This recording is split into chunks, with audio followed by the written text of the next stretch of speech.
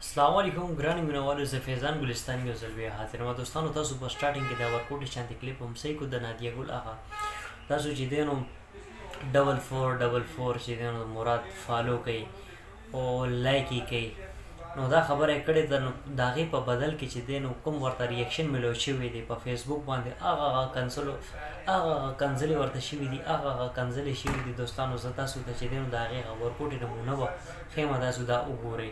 نو دوستانو تاسو تر اوسه پورې زما یوټیوب چینل نه سبسکرایب کړی، نو پلیز تاسو ځان سره زما یوټیوب چینل هم سبسکرایب کړئ، ورسره په خوا کې بل آیکن هم پریس کړئ. نو دوستانو اول تاسو دا ورکوټې شانتې په سکرین باندې زه ښیم دا کنځلې وګورئ که نه، بیا وروسته خبرې کوم. اول تاسو دا کنځلې وګورئ.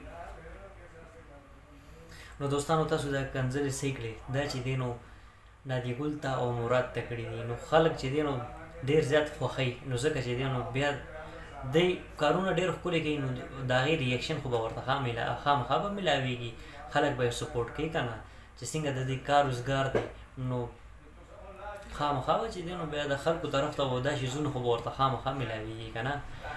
نو دی چې دی نو ښه کار کړی وي، نو دی ته به ښه کمنټس یې میلاو شوي وي. نو دی داسې کارونه کوي او د دی ټول کارونه تاسو ته دوستانو ښه پته ده، د دی چې کوم کار روزګار دی هغه څنګه دی، دی څه کوي.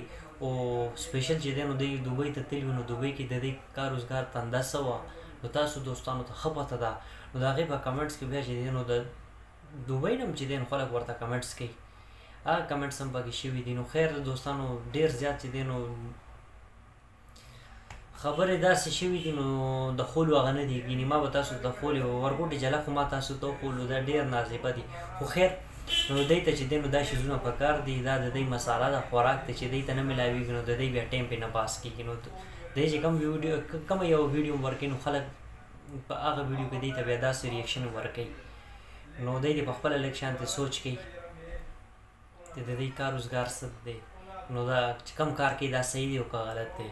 بس دوستانو زما دا میسج او دا پیغام اول ما خپل دوستانو سره دا ویډیو شیر کوم. که ویډیو کې ما نه څه غلطي شوي نو زه بخښنه غواړم.